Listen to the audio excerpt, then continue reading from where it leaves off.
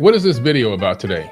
Billy Carson exposes fake debate video. The Billy Carson situation just got sad. After calling an emergency live stream to debunk the fake debate, Billy Carson goes on to literally debunk one of his own claims in the video without even knowing it. Billy Carson finally decided to have a conversation with a Christian, and it did not go his way. Wes Huff ended up embarrassing Billy. Some would even say a career-ending debate on Billy Carson's part. But what came next was a slew of cease and desist notices to the moderator, Mark, to Anton, who set this thing up, and to Wes himself. But what makes all this even more embarrassing is Billy Carson's live stream. Over 3.5 hours with him explaining why he didn't perform well, why there is a mass conspiracy of Christian mafia and cabal leaders looking to take him out, him still being under the weather during this appearance. Kind of like when Logan Paul lost his boxing match and said I had a bit of a cold. I'm sick. I woke up sick. I've been sick for the past 3 days. The first thing I did this morning was sneezed 3 times. It took away that killer instinct.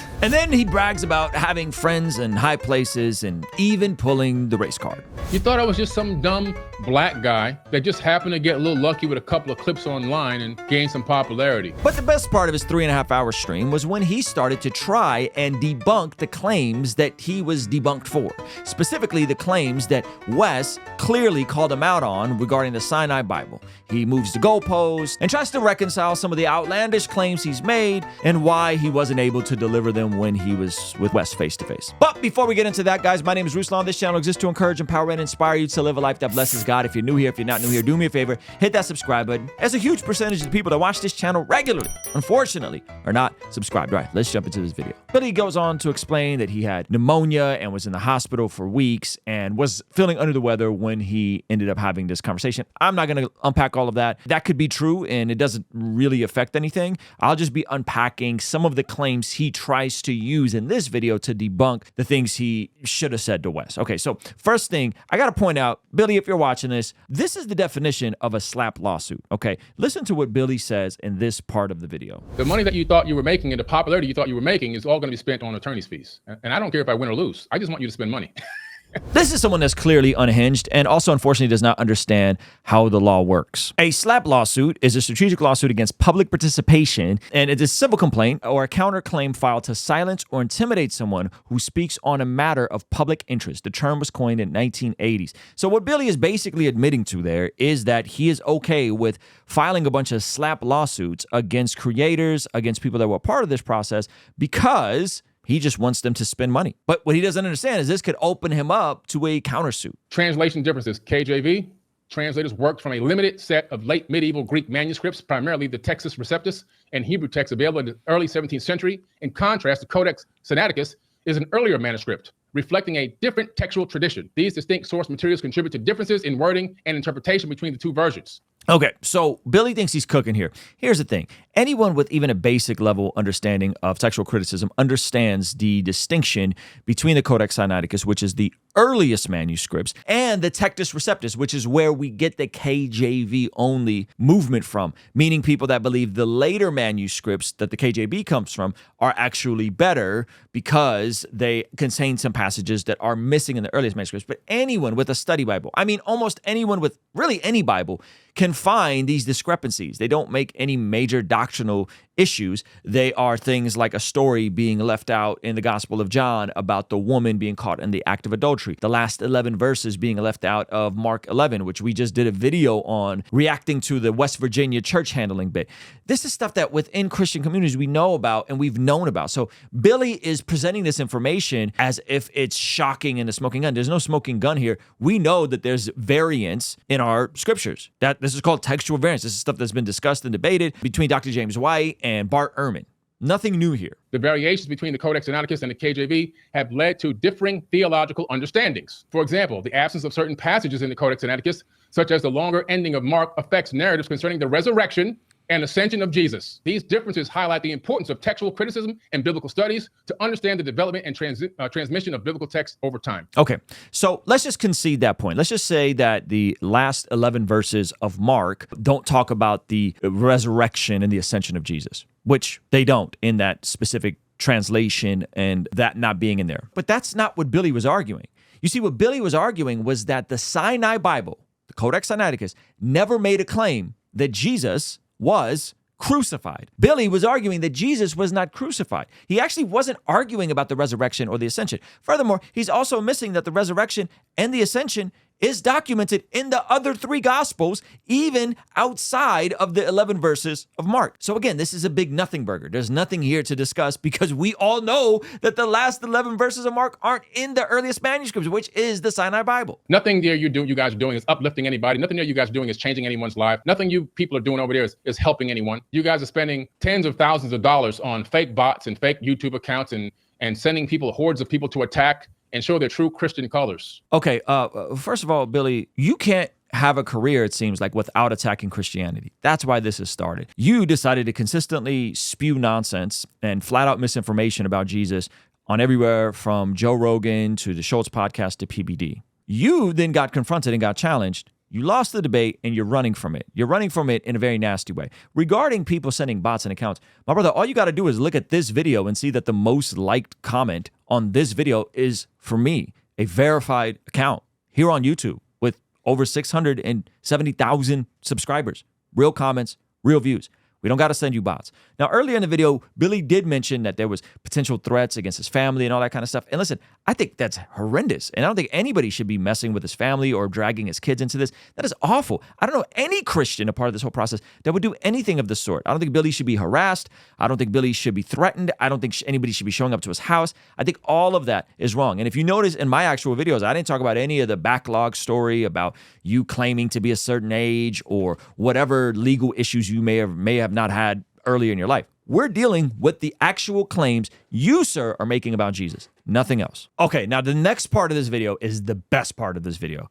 Billy is going to debunk his own claim about Jesus being married in the video. It's like it happens in real time. I'm shocked that he decided to play this, that he decided to leave this in, and then decided to consistently add more and more and more conspiracy theories in order for any of this to make sense. Okay, check this out and listen closely. Debate is raging among academics and religious leaders over a recently discovered piece of ancient papyrus that makes a reference to Jesus Christ having a wife. Karen King, an expert in the history of Christianity, unveiled the 4th century artifact, which she says is the only existing ancient text, quoting Jesus explicitly referring to having a wife. That sounds like a smoking gun. Ooh, ancient manuscript that says Jesus had a wife. Oh my goodness. Now, first of all, I think it's very interesting that Billy will rock with a claim like this from a later dated manuscript than from the claims we see in the Gospels about Jesus' identity and Jesus' ministry and Jesus' crucifixion and Jesus' resurrection. But that's not the best part, friends. The best part is he's literally going to have this same scholar who discovered this manuscript debunk her claim, and then Billy is going to unravel trying to make sense of it. Everyone's looking at this thing and it's creating a big stir and it's creating a big... This is, mind you, this is 2012, creating a big stir, 2012. Now listen very closely. Woo-ha in the whole Christian community because it could potentially upturn the apple cart and everything else. Mm-hmm. But there's also some talk about it. Maybe this thing is real. Maybe it's not real. Maybe it's fake. Now, why would I still have that opinion after people, academics, come out and try to say that this thing isn't real? Well, let me talk about that. Is it possible Karen King was explicitly pressured into stating that the gospel of Jesus' wife was likely a forgery? It's possible to consider factors that may have influenced her acknowledgement of the fragment's questionable authenticity. Scholars, especially those in... So he plays this bit from Karen King of this manuscript that was dated way later than anything that we have in the Codex Sinaiticus, and then goes on to address that the lady herself, Karen King, came out and said it was likely a forgery. Billy is debunking Billy's own claims in real time. And then he's explaining his conspiracy theory, and I'm not using that as a pejorative. This is literally Looney Tunes. He's explaining the reason why she came out. Instead of just coming out and her acknowledging that what she found was likely not real, it wasn't authenticated, he is now trying to explain why that did. So let's look at his actual explanations. Influence her acknowledgement of fragments' questionable authenticity. Scholars, especially those in high profiles, can have significant academic, institutional, and public scrutiny. So he's creating reasons on why she decided to debunk her own manuscript. The manuscript that he found that says Jesus referred to Mary as his wife, which is dated way later than anything in the Codex Sinaiticus in the Sinai Bible. He's in real time debunking his own claim. Look at the last one. Personal integrity. King's acknowledgement that the evidence presses in the direction of forgery could also stem from her commitment to scholarly rigor rather than external coercion. His own PowerPoint acknowledges that this lady was acting out of personal integrity. And that is why she decided to come out and said that the evidence presses in the direction of forgery. Billy's last point in this is that, well, yeah, she's probably a person of integrity and didn't want to lie about this forged manuscript. Can't make this stuff up. And then at one point, Billy decides to play this bizarre video of him speaking Korean splat in the middle of all this. This has nothing to do with anything. And I'm not sure if he's saying that footage can be doctored and he's not really speaking Korean here, or he just wanted to flex that he was speaking Korean. This is literally sandwiched in the middle of him trying to make academic points. I am not exaggerating. This man is full-on unhinged. This is a video of me speaking in Korean. 안녕하세요, 여러분. 저는 빌리 카슨입니다. 포비든 노랫개로도 알려져 있죠. Anyway, so yeah, I was talking Korean. Did you see my mouth? Take a look one more time. What is happening? And how is this relevant? Was there going to be some like, and by the way, this is a deep fake. I'm not really speaking Korean. Very easy to do, especially when you're editing. Anyway, so let me get back into this. Another thing that came up during the... This is sandwiched right in the middle of the lady who's debunking her own manuscript discovery and then his nonsense about the Council of Nicaea, just a random video of him speaking Korean. Let's get back to evidence that people can be put under pressure, or that the church itself obfuscates or suppresses information or changes things or forces things to not be released. And let's look at some history evidence of that when we're talking about the gospel of Jesus' wife. Let's talk about what's happened prior to that. And then you make a decision for yourself whether you believe these people or not, because I don't believe them. So the timelines just aren't even adding up in a very basic sense. That manuscript that was admitted to be a forgery came after Nicaea. It's from the same century as Nicaea. It was created around the same time this was created. He's then going on to say that the council established doctrinal unity, leading to significant decisions about the biblical canon. So that's not what happened. The Council of Nicaea was getting together to rebuke Arianism. It was about the divinity of Jesus and people pointing back to the early church and saying, no, we've always viewed as Jesus as God, co-eternal. Then Arians sprouted up, and so they were working on debunking that claim. This had nothing to do with the Gospel of Thomas or the Gospel of Mary Magdalene. Those were all excluded from the Bible, rightfully so, because they were dated later and had contrary theology to it. For example, in the Gospel of Thomas, Jesus tells Peter that he will help Mary make it into heaven towards the end of the Gospel of Thomas by letting her come back reincarnated as a man. The Christians were reading this at the time and were going, this is utter nonsense. I'm talking hundreds of years. What is this? This is foolishness. And so that's why these books weren't made in. The Council of Nicaea did not decide the canon of the Bible. There was already a working canon. Ironically enough, this was the Codex Sinaiticus, and the Sinai Bible was coming together around this time. There was no Gospel of Thomas or Gospel of Mary Magdalene that was considered for the Bible ever. The fingerprint of God is everywhere. It's everywhere. And not one time, there's dozens of videos. Not one time you have me hear me saying that I'm an atheist. Okay, so Billy thinks here that we should somehow not correct him because he's never said he's an atheist. The issue isn't you not being an atheist. The issue is what you're about to say next. This is the issue that we have with you, Billy. I tell people I am God and God is me. The issue is not that you're an atheist or not an atheist. The issue here, Billy, is that you think God is you and you are God. One time you have me hear me saying that I'm an atheist. I tell people I am God and God is me. They were all God. Everyone has the power of Christ inside of them. It's about Christ consciousness. Do you understand the mission that he was on? Do you understand the peace that he wanted to bring to people spiritually? Okay, and that is the issue, Billy, is Christ consciousness follows and believes in a different Christ. That's what we're trying to tell you, brother. Christ consciousness is not Jesus. Christ consciousness is a Eastern, New Age, woo-woo, nonsensical view of Jesus. Jesus's mission was to come to earth, to live the life that we, his created beings, not God, created beings, couldn't live, died the death we should have died because sin has a debt that needs to be paid. Jesus pays that debt on the cross and then rises on the third day and ascends to heaven, establishes his church to go into the world and do the work of his kingdom. That was the mission of Jesus. This is very simple, clear all throughout the New Testament. You are not God. I am not God. We are not God. The universe is not God. There's not one consciousness, and that consciousness is in you and me. No, there is Creator, God the Creator, Yahweh, okay? And then there's creation, okay? We who are created.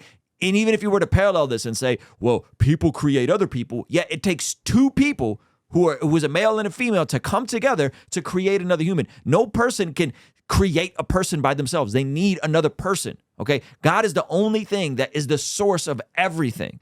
And God is the ultimate capital C creator. So this was sad. And there's other parts in this video that really made me feel bad for Billy. Him repeatedly pointing that picture behind him is God and what God looks like.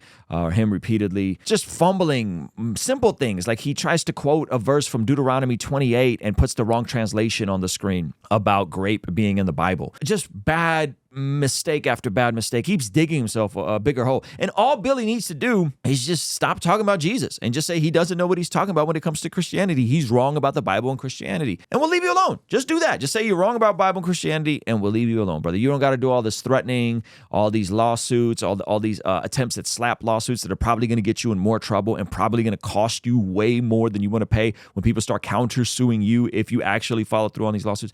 Billy, you don't want to go down this path, my guy. And yeah, basically this ends with Billy just kind of throwing a fit. Cult is so huge and so massive. I've got people in every area of politics. And yes, I still call them polytricksters, but I've got people in politics. I've got people in three-letter agencies. They come on tour with me. I've got people in government. I've got people in countries. Powerful people. I got people in countries? What does that mean? I got people in countries too, Billy. I got friends in London. I got friends in Paris. I got friends in Dubai. Like, I got people in countries mean? That support. I've got billionaires. I've got billionaires' numbers on my cell phone. All right. Billionaires that I can just call right now and have casual conversations with. Okay. I hang out with them. I got powerful people behind me. So you think you got powerful people behind you and you got zealots behind you? Congratulations. We've never made these claims. What is this, Billy? You thought I was just some dumb black guy. Oh, no. That just happened to get a little lucky with a couple of clips online and gain some popularity. I don't think race has ever been brought up in this entire debacle. I don't think anyone's ever mentioned anything about you being black, anything about you having an Asian wife. I literally don't know a single person that made any ad hominem attacks about you, your ethnicity, your wife's ethnicity, or your family. So I don't know where this is coming from. Now, Billy, we cannot be responsible for crazy people in your comment section that claim to be Christians. Just like you're not responsible, nor do I hold you responsible for the crazy people that come into my comment section that claim to be followers of whatever it is that you teach. That's not fair. So let's not do this whole like people are coming after you and saying that's not us, bro. No one that I know that's reacted to this has made any comment. Matter of fact, many of the creators that have reacted to this are themselves black. John McCrae, one of the most popular videos about this is a black man. What are we talking about, Billy? So moral of the story is, man, pray for Billy Carson. I think Billy Carson needs to have an encounter with Jesus. And I don't think he's beyond that happening. I do think there's a lot of ego and there's a lot of pride and he's doubling down and he's about to go down a really dark road in terms of trying to bring legal issues against people. And that's not wise, man, because I don't think he factors in how many Christian lawyers that are probably watching the entire debacle that would love to throw a slap lawsuit against Billy pro bono for just the shenanigans he's doing. Billy is unhinged. I feel bad for him, and I really hope that he finds some healing for his soul and that some Christians maybe can check him some more, that he maybe trusts. I don't know. But this entire thing just makes it look worse for him. And if you want to see when he actually debated Wes, we kind of did a quick highlight video. We'll have that over here. And if you want to check out my 60-day devotional, some of our stuff that we have available on the Blessed God shop, we'll have that over here. All right. I'll see you guys later. Peace.